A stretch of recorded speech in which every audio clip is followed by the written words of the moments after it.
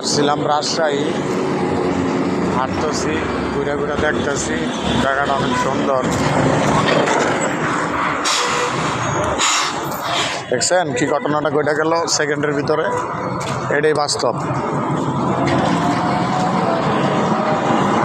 গাড়িটা রানিং থাকলে তো অবস্থা খারাপ হয়ে যেত। দেখছেন বাস্তবতা, দেখলেন তো কি একটা অবস্থা হইল।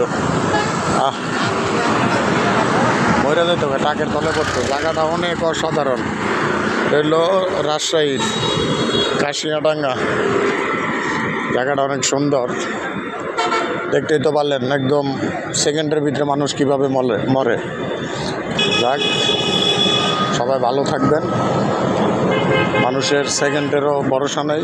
মোটর সাইকেলটা যেভাবে টার্নিং নিয়েছে এমনই মরে যাইতো। ভাগ্য ভালো, টাক ব্যাপারটা ব্রেক করছে, বাচ্চা গেছে, আলহামদুলিল্লাহ।